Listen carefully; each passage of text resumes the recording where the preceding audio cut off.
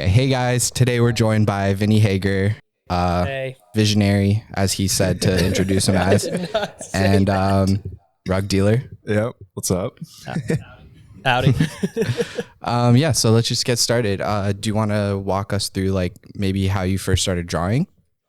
Sure. Yeah, I was definitely always like a super creative kid. Always like drawing with like chalk on the driveway or like coloring books and things. Always like scribbling. But it was definitely maybe middle school, 6th, 7th grade, where it's like a compulsion to any like handouts or anything I get in school or class. I just like scribble and draw and fill space doing that. And I just would do it every day, all day long. And I think I just continued to do that every day, all day for, the past, 14 years or something like that.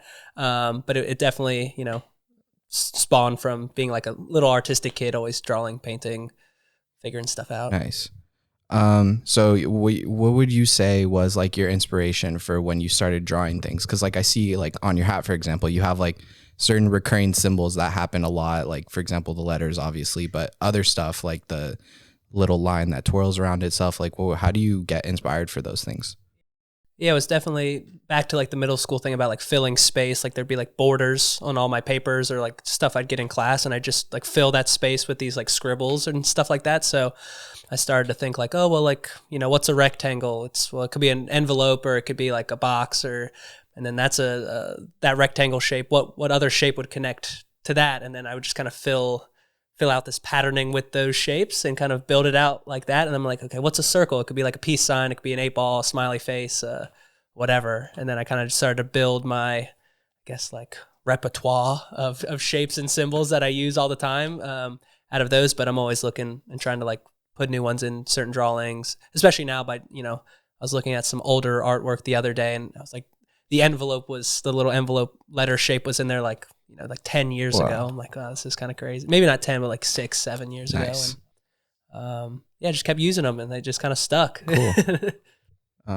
So, I mean, when you first started sort of drawing all these symbols together, I assume even before you got into the NFT space, you were still sort of marketing it, whether it was on Instagram or Twitter or whatnot. How was that? Like, what were you making? Yeah, it was definitely Instagram way before Twitter and NFTs, because I definitely learned about like crypto, NFTs, and Twitter all at the same time. Like summer 2020, I was like, yeah, just we're in the same boat. right. All that same time, I was like, well, I learned about all this at once. So it was like perfect combination of that end. But I was doing like one of one. I'd like go get upcycle clothing and like hand drew stuff all over that, and then would do like little collections on my web store. I would do custom shoes. I would do little works on canvas, works on paper, and I was like probably full-time artist for like 2 or 3 years before even NFTs. I paid for like my college with my arts, paid for art college with art, like somehow, just kind of a natural, I guess, business marketing sense to some degree. I don't know where that really came from, but it was pretty natural to like use Instagram and like connect with people and I just had this like knack for just wanting to create and this like override of like inspiration all the time, like just making and just sharing it with people. And it was never like I set out to like, I need to sell 100 t-shirts today to pay these bills. It was just like this natural thing. And then always wanted to explore different artistic mediums, whether it's, clothing, t-shirts, murals, paintings. And then I was like, oh, digital. Oh, I got an iPad. Let me check out what apps I can draw with and learn Procreate, Blender. And then I was like, oh, NFTs. Now this is another thing I want to explore, and just kind of like gradually was interested in like exploring those things. So would you say that like how has your life changed, I guess? Or I mean, that's kind of a deep question, but like how was the life of an artist for you before you were in NFTs and like after? Oh, well, it was pretty organic. Like it was pretty casual for me. I just like always making stuff all the time, always kind of worked out in my favor to some degree. Like I wasn't like posting them on Instagram to necessarily sell stuff all the time, but people would like gradually be like, oh, like, oh, do you have some tote bags? You have t-shirts, or you have some paintings? Like I'm interested in them. And I would share them. And then kind of same thing with NFTs. I did take the plunge and like did a lot of research and time and went down the Twitter rabbit holes to figure out what other artists were doing in the space before I kind of put out a lot of, before minting like a lot of works. I put out a couple one-of-ones, but I think now, I guess having that background of,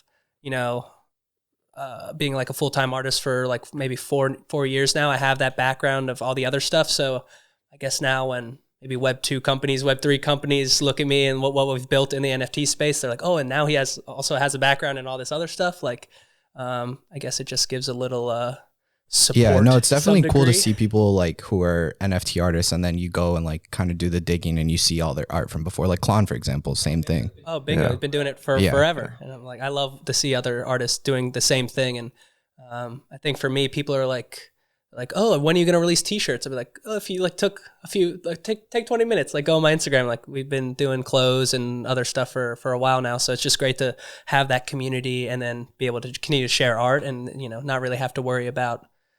Yeah, I mean, you a just whole have lot. your You just community make fun who's stuff, like, hey, yeah. we want this. And you're like, all right, sure. Cool, I'll try to make it. Like the other day, people were like, oh, like, you ever going to make those blankets again? I made some blankets and then I just did like a fun restock for people and they were super Yeah, hyped. So that's awesome. I think things like that, just this organic community building kind of thing. And I know you mentioned when you first got into the NFT space, you did a few pieces, one-on-ones that you put out. And of course, we know that you're also a cool cat, but we love cool the cats. What was sort of your entry into the rabbit hole besides just making one-on-one pieces? Like when you first heard about NFTs and what they're capable of, what was the first thing you set out to do?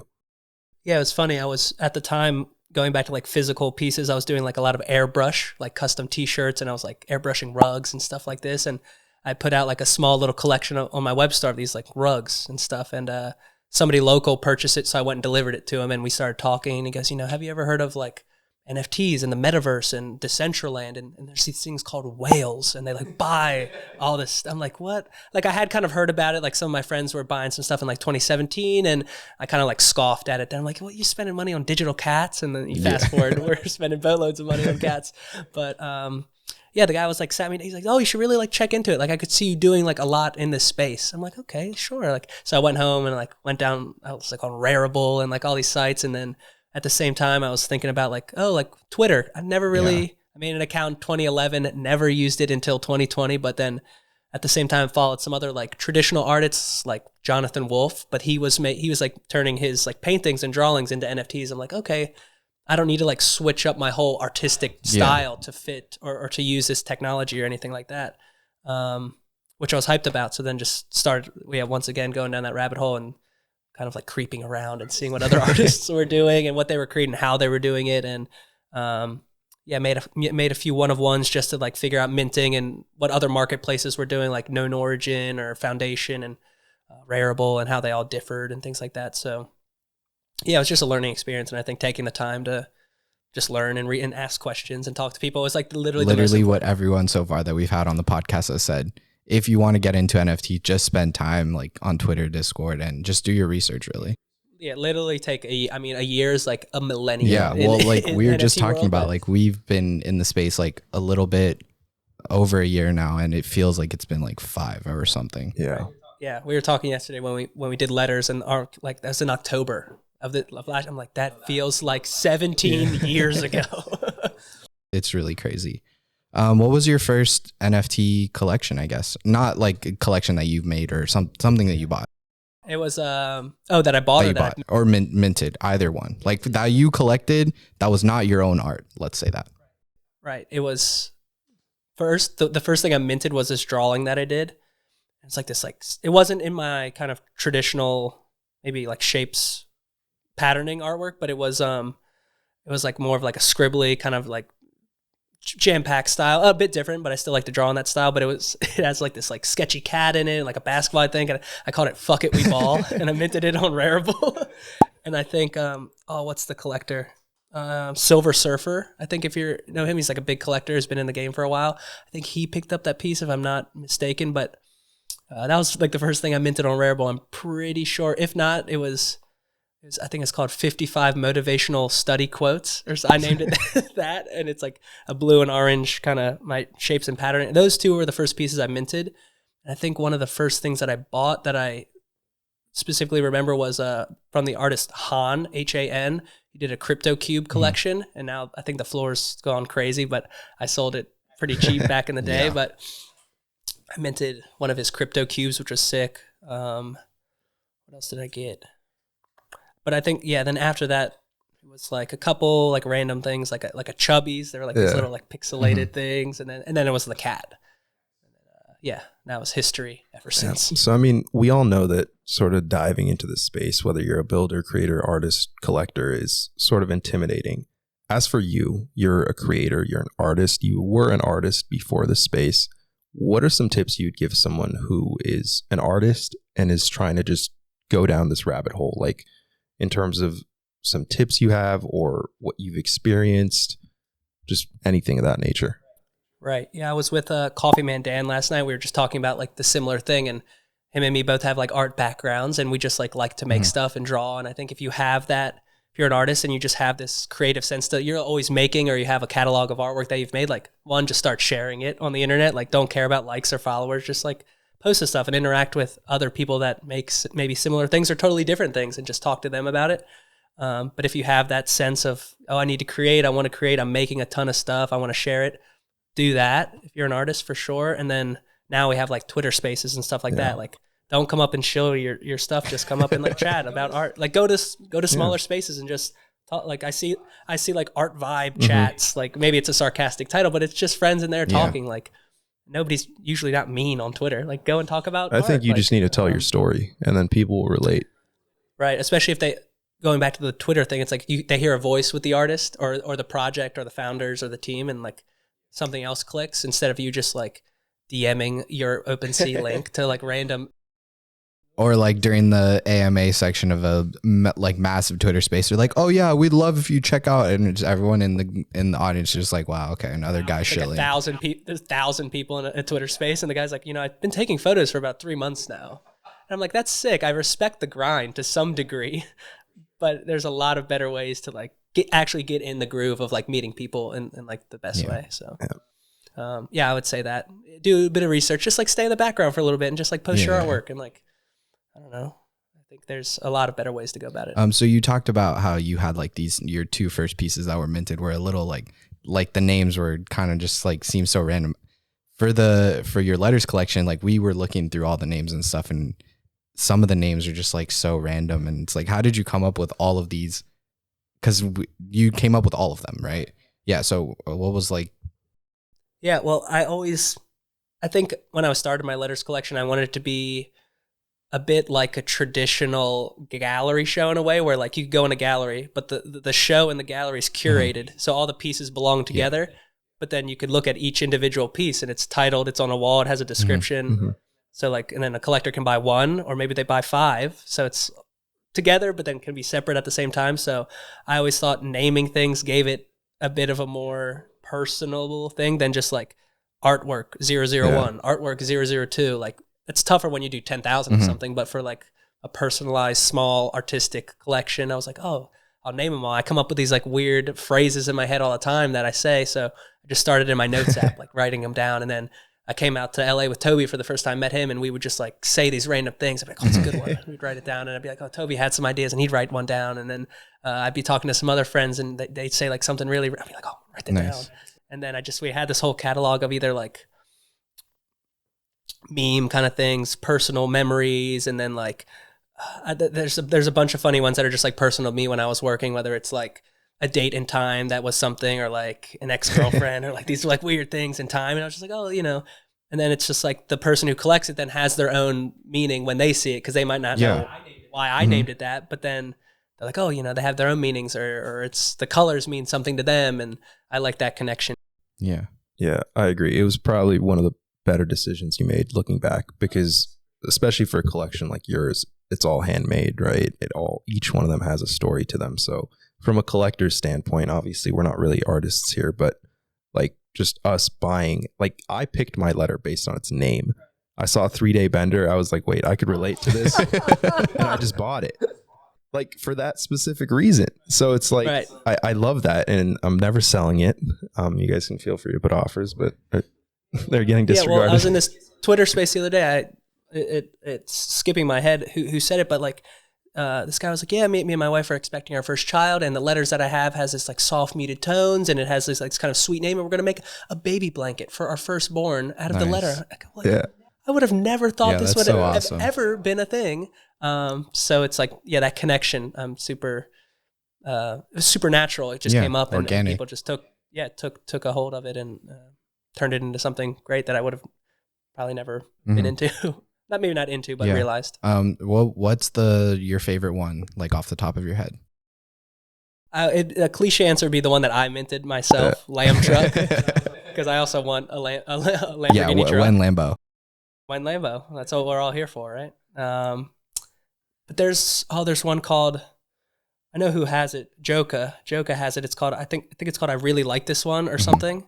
And when I made it, I was like, I really liked it. So I'm just going to call it I Really Like This One. And there's some that are so blatant in the titles that that's just what they mean. But there's a few I really like. Some have some are named after like skate spots that me and my friends used to skateboard at when we were like 16. And people are like, what does this mean? I'm like, it's just a random skate spot in Maryland that I don't know why. But yeah, a lot of them have like personal meanings, but I'd say Lamb Truck for the time. Nice. Are all the names associated with the pictures, or were the names randomly associated to the pictures? Maybe like half and half. First, sometimes when I'd be making them, a name would come to me, or I'd be like listening to a podcast or a random like YouTube 3-hour John Mayer playlist, and I'd be like, "Oh, this is sick," or like Drake song, name it this. When I'm making them, but some I had the names prior, and then towards the end, I just started naming them, maybe based off of the color or just kind of randomly. So it's altogether random for sure. What inspires you to create? That's like a pretty open-ended question, but I would just say I have way too many ideas in my head not to do it. Like, I'd be like, I don't know, I'd like, we'd walking down the street and I see like a wall and be like, oh, I could like see a mural in there. Like, how could we do it? Like, it's just like this constant thing. I have like the opposite of artist block. Like, it's like too much. So essentially you don't have to get yourself in the zone. You're just always ready. When I wake up and when I go to bed, it's kind of, but it's like, oh, like, okay. But then I have to tell myself like one thing at a time. So I make like to-do list, daily things. I'm like, all right, we got to do this today. Got to send this, got to do this. So one thing at a time, but it's definitely the opposite of artist. So when you're drawing a piece, for example, like you start with a blank canvas, paper, whatever. Do you like fill it like little by little, or do you draw random ones and then fill it out later? It's usually in like the bottom left-hand corner. Almost every piece is the bottom left-hand corner. Yeah. I always thought you started in the middle, and then I was like, wait, I feel like he'd have to start in a corner for it to. Yeah, left-hand corner. I used to draw these like little cubes, like a 3D cube in the bottom left, and then I just build it out from there. So you know how like some people say like people who are really good at math or with numbers, like they see numbers, right?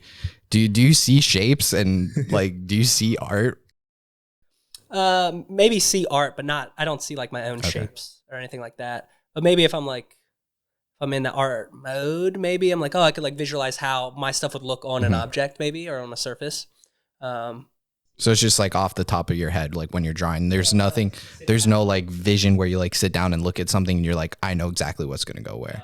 No, definitely go with the flow always. Yeah. And I think that's maybe how I produce so much. I try not to tend to like dwell on what I'm doing. Just start.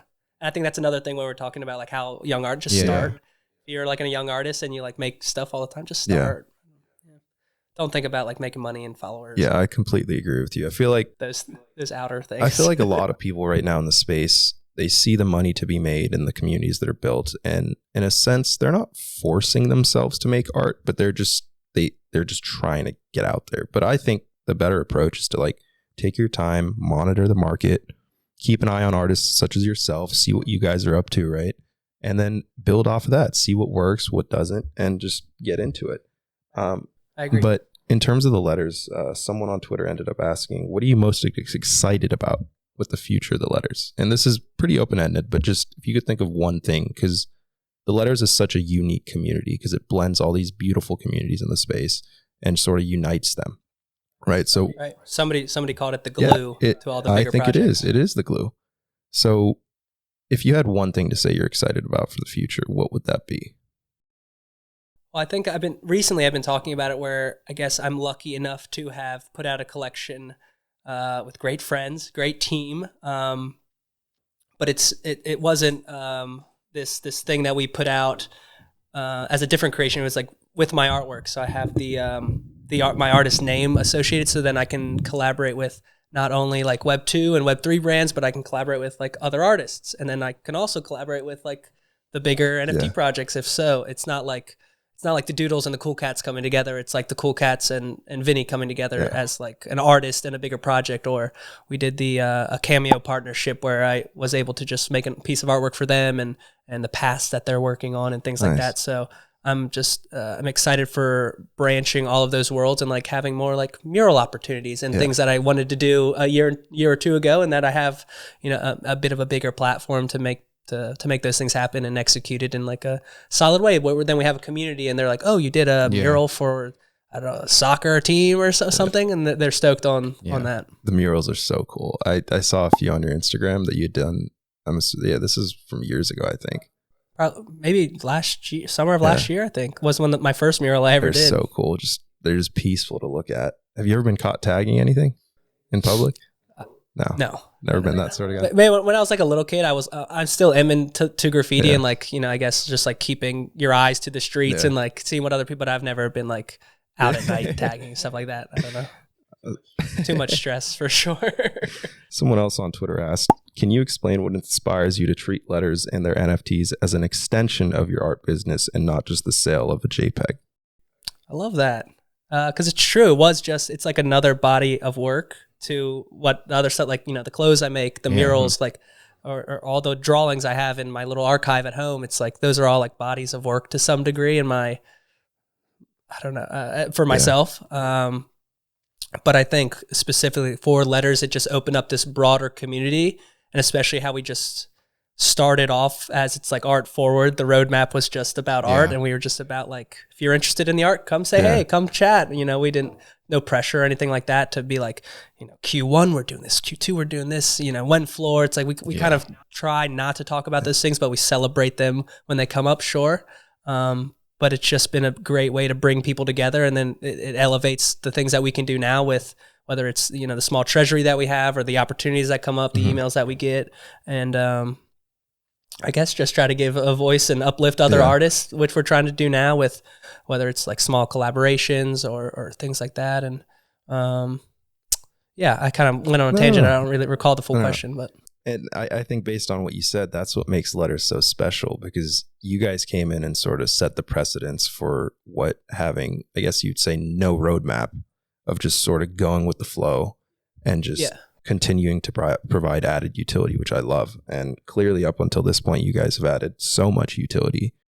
Yeah, utility is definitely that buzzword. Utility and community, I'm not sure that, I'm definitely not getting sick of those words, but people throw them around so much. And it's like, sometimes you don't even need to say it. Yeah, it just happens. It happens, yeah. But I think that's the other saying people use. It's understate and over deliver or something like that. I think to some extent, all of those. So speaking of utility, I mean, it's not really utility. It's like, so a lot of people use their letter as the like background, and so they stack their NFTs with your letter as the background. Is that something that you saw happening, or you just like, it just happened and you're like, what the heck? I had no clue, but Dose on our team, Crypto Ray Ray's dad, etc. He was, you know, a gem on our team, you know, helped out in so many aspects, but he was like, oh, people are going to use this as their background to whatever their profile pictures. I'm like, what are you talking about? And then he made me, Toby, he put our cats behind like just one of my drawings. He's like, oh, this is what it's going to be. I said, okay. And then I like instantly got it. And he was just like a genius in that sense from his branding and marketing backgrounds. And I'm like, I just would have never thought that was even like a thing. But it's like this like social media real estate to some degree that not needed to be filled, but was like a creative outlet for people. And then just seeing all the combinations and things like that, I was way stoked on everything. Yeah, it's sick. So we know you have a Hearts collab coming up. Is there any alpha or anything you feel comfortable spilling about that? There's where we worked on a few clothing items, which will be, I'm pretty sure, released in person at the Hearts event at Fritz Segal on Valentine's Day. And then there is a digital artwork that we made, which I'm not exactly sure how will be distributed, or if something else will be distributed as like a little airdrop thing. I don't want to overstate. But yeah, we did a few fun things together, and I think it was perfect when they reached out to me about, a love letter kind of thing for Valentine. I was like, oh, this is perfect. And I had met them in an Art Basel at the Doodles Hearts event, and they were super kind. And Just more creative people to throw ideas around and to build with. So super excited to continue to chat with them, and yeah, it's exciting. So this will come out tomorrow, right? Tomorrow, and before the Hearts event happens, that's for sure. So speaking of clothes, like what would you say is your favorite piece of clothing then? That I wear? That you don't wear? I don't know. Well, I've been wearing. I packed very lightly when I came to LA, so I just brought all black clothes for like 6 black t-shirts, a few pairs of black pants, and my trucker hat. So I'd probably say those would be good, I think.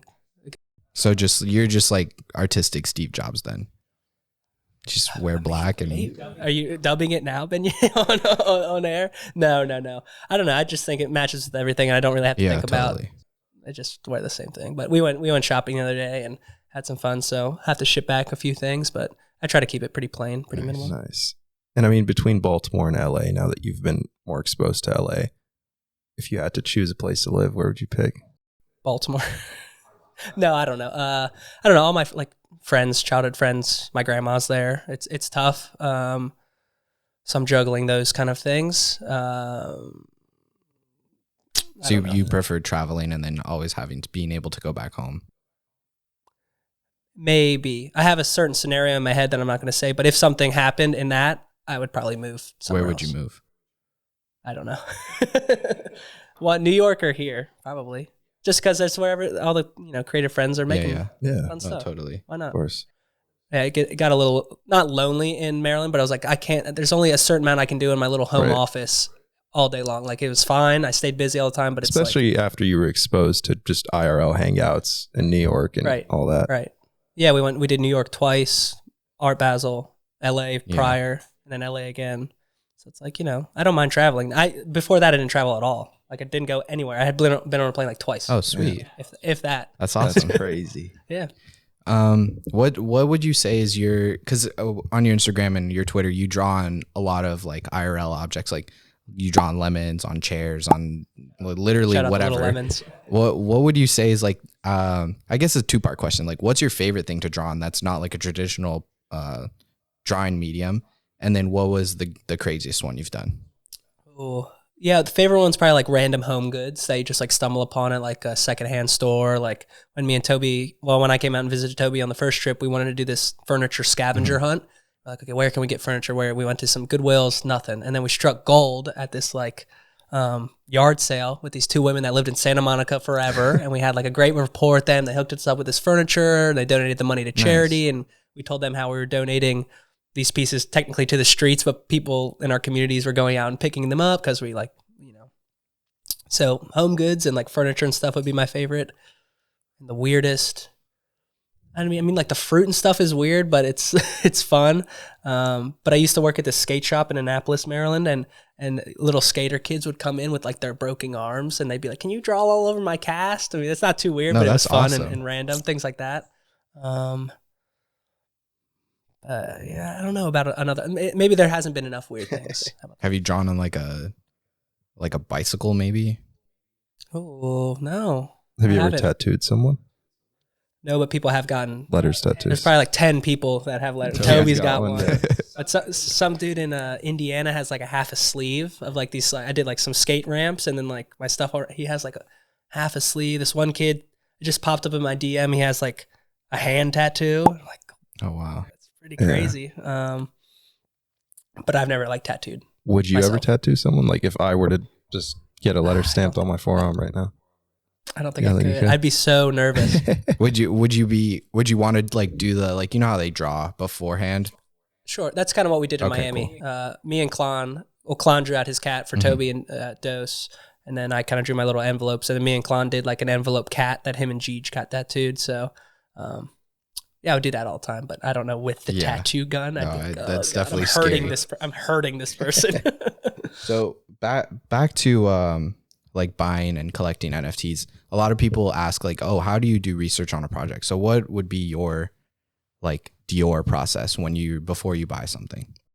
Oh, well, I think the cliche term is the vibe check now on Twitter. Like it's like the Little Lemons things. They just did Twitter Spaces. Maybe it wasn't even the exact team, but it was like these people doing Twitter Spaces all day, every single day. And you just go in and like, all right, let me look at these lemon things. Like, okay, let me look at it. And then they obviously keep doing them. So there's certain things like that where you just kind of know. But it's a tough one if you're not on Twitter all day long, doing the, down the rabbit hole kind of thing. So I think be on Twitter a lot. Discords are getting messy. So you can't really tell what's real or fake with Discord now.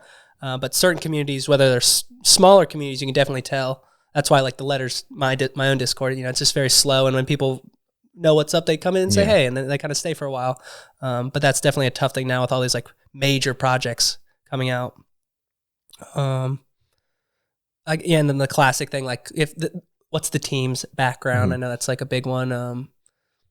There's definitely like a few tall tale signs that you can point out, but it's definitely tough if you don't do a few months of just digging around Twitter. Follow like 1,000 people on Twitter and just creep. Yeah. Like look at their likes and stuff. Speaking of the huge Discords and like how they get super crazy, what's your opinion on like the whole whitelist situation that's going on right now? How it's like either you need to like grind to like level 500 or like invite 60 people. Like,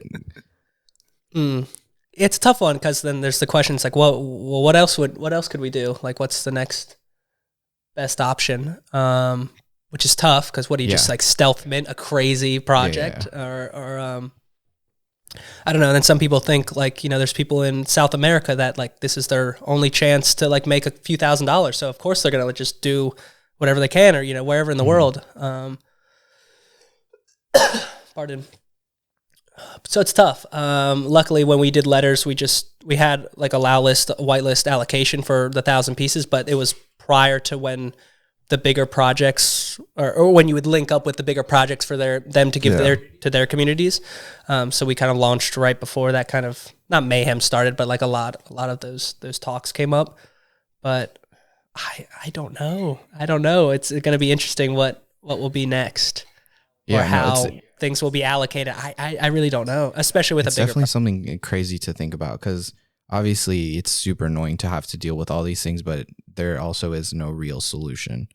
Because we've asked a couple people this question, just like whether it's on the podcast or like hanging out in real life, and it's hard to, because everyone complains about it, but it's really hard to see what the solution. But then also there's certain if you're a hyped up project that is very legit, everybody's just hyped in general, like no rugging, no weird stuff. They have the opportunity, similar to Weather Report coming out, like they can give some spots to smaller projects. No, for sure. I love projects. That. They can give spots to the bigger projects. They could give it to anybody to like give out. So I think it then maybe lies into how the project goes about it. I think that's a very good point. So there's a lot of ways to go about it. I'm sure somebody is gonna. There's way too much big brain energy in the space for other ideas not to evolve, for better ways to give things out. But everybody wants the cool stuff, so it's tough. So with a lot of the I don't know, like a lot of collections that have been released lately have been ape derivatives, doodle derivatives, this derivative, that the doodle derivatives. Like how do you feel about all these derivatives? So people seems like they're just like pumping them out rather than people making like unique art.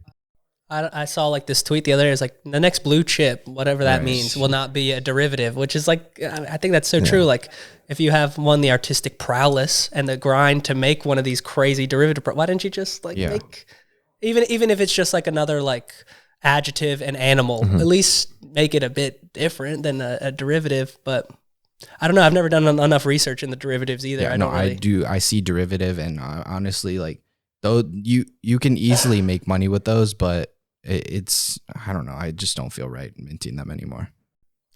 No, I just can't see it. Yeah, at least make it a bit your own. I mean, if you took all that time, like those things you can't really do them in a couple days. No, you'll see doodle derivatives with like their like puffer coat variant or whatever is literally like copy pasted from the doodles, and it's like they didn't even like crop the asset properly. Like there's like little pixels that are the wrong color, and you're just like, what is happening here? Like, why are people actually buying this? Yeah, I don't really know how they even like like who was the first person to be like, oh, maybe it's the punks. Like someone just makes like an opposite punk kind of like. I don't just know where that idea of like just changing it a little bit. Yeah, I think it started with the punks because the punks were so hyped and not everyone could have that kind of capital to buy one. So people started making like derivative punks. It was probably like a fun thing then. Like they're like, oh, let's just like make a funny version sure. of this. Not like a, I'm not going to say it. Yeah. And then Doodles came out and they just went kind of crazy. And like, I swear the last like 20 projects that have sold out, probably even more, like 100 maybe. But yeah, but now it's like 3 projects into one. I'm like, this is crazy. And then they'll do like, they'll draw like an envelope somewhere and they'll be like, the Vinnie Hager. I'm like, what is going on? Doodle ape pixel punk. I was just like, what is happening here, guys? Like Cat Doodle Club, man. No, there's so many of them. Shout out the Koodles. Oh no. I don't normally talk about floor prices, but recently the letters. Sir. Yes, congratulations. The letters have gone crazy. How does it feel to know that something you made is or has been trading for over 7, 8 ETH? Usually I try not to look at the prices, or I like really deter that. I just like, people are going to trade it however, that's the market. I'm just making stuff still. But then when I get like DMs and stuff about people like, I really didn't want to sell mine, but I sold it for 7.5 ETH, paid off all my debt. Yeah. I'm getting a new house and I'm expecting a baby. Things I'm like, you tear up. It's like, well, like you would have never thought anything I would have ever made would, 1, sell for that much, 2, actually impact like a bunch of very normal, wholesome people that just like the art to begin with. Maybe they spent like $500-$600 on the mint when we did it, held it for 4 months, which seems like an eternity. And then they kind of just entrusted in me that whatever I was going to make, they would have liked it anyway if it went to 0. But then it goes to like 30 grand and they're like, I didn't want to sell it, but I did. And it changed my life. I'm like, I can't even like fathom that really. So it's a tough one on like a personal. I guess to go off that question, how does it feel to be like loved by so many people? I don't know. I try not, I don't know if this is like a segue, but it's like, you have to take, when you have a certain amount of eyes and stuff on you and a responsibility, you have to take like the positive and the negative stuff and just be like, treat them with respect. It's like, I love to have like the great DMs that are like, oh, thank you, we love your art, great. And then I take the same energy when I get the dumb ones, like, it's like NFTs are a scam. Why are you doing this? Why? It's like, I just want to make stuff and like be kind to people on the internet. I don't know. That's a good response. Kind of be, a bit streamlined, but of course, like I try to respond to all DMs and like say thanks and reach out to people and I don't know, just be like a good person on the internet because there's so many bad people, bad actors, and so people who are like close to you, like in your inner circle, who are not part of NFTs, like do they see like the vision of it now, or are they still kind of like, oh, it's a scam? A couple of them are on board. Like one of my closest friends, he was into crypto and stuff, but now super into NFTs. He's super into my Discord and like asked me questions and like. And I'm like, wow, like sick. Like one of my closest childhood friends is like super into it. He's like trying to get his dad into it and stuff like that. And I love that stuff. But then I have a couple other friends that are like, did you sell those things yet? Like, are you like, what's next? Like, and then I have some other friends where I was like, hey, you're a super talented photographer or XYZ. Like you should look into this like over a year ago. And they're like, oh, maybe. And they still don't do it now. I'm like, hey, like I could help you set the, So it's like, it's a tough balance. It's trying to get, if they don't want to do it for themselves, they're not going to want to do it. If they don't want to do a little bit of research, they're not going to do it. So, but I hope if they just see what we're continuing to build, that they at least take a little deeper dive, check it out. Yeah. So we're just going to go into some like quick fire questions, just like random stuff. So let's start with something that you can say on NFT Twitter that you can also say in the bedroom. Oh God, I have no clue. I was gonna say rugged, but that one doesn't. I mean, whatever works. All right, rugged. Sure. Well, is there anything that keeps you up at night? Yeah, making art. Yeah. So do you like dream about art sometimes? No, usually my dreams are like the crazy ones where people, when somebody tells you the dream they had last night, it's like super random and it's like some big adventure. So I don't really dream about like making art, but I stay awake thinking, oh, I should have done this today. Oh, I have this one more thing on my to-do list. Oh, should I wake up and do it now? Oh no, take a rest. It's okay to rest. Like wake up and do it. You'll be fine. And everything seems to work out in the end. But So things you like that never keep me have up. like dreams of like where it's like you're in your dream like drawing or something. I don't know. Like I don't think not that on the top of my head. I don't think so. I don't think I've ever encountered a drawing dream. Have you ever drew in VR by any chance? Yes. Yeah, I did. My friend Caleb introduced, he had like an Oculus. I was like, oh, can I come over and use that thing? And he had it's Gravity Sketch, just like the free drawing thing. And I was like, this is so, next day I went to Target, bought my own Oculus. I'm like, I have to do this. And then, I minted that there's a piece on Foundation, Pretty in Pink. It's like this circular thing that spins. And I drew that in VR and then put it in Blender with the help of a friend. And we kind of like modified it. Yeah. So I was trying to sell my original Oculus to get the one where it's like more of like a computer and you can do like animation software and stuff. So definitely want to do that in the future. See, those are the things that keep me up at night. I'm like, oh, I could use this freaking thing. Was your experience for drawing like in VR, was it similar to like drawing in real life or?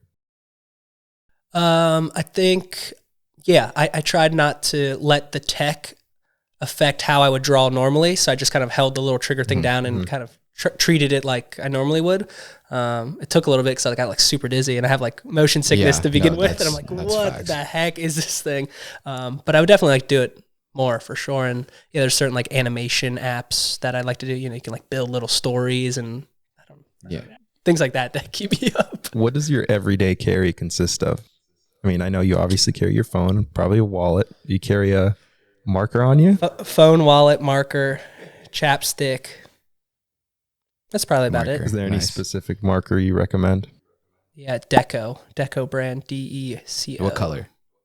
Black. Just black always, or did you switch it up sometimes? Always. I got like two in my bag. Nice. For sure. Different widths. Nice. So would you say that's your favorite artistic utensil then? Yeah, I've been using it for like 10, maybe not 10 years. Yeah, maybe 10 years. Nice. For sure. Wow, that blows my mind. How do you feel about like, I don't know, I've seen this thing on the internet. It's called a mop.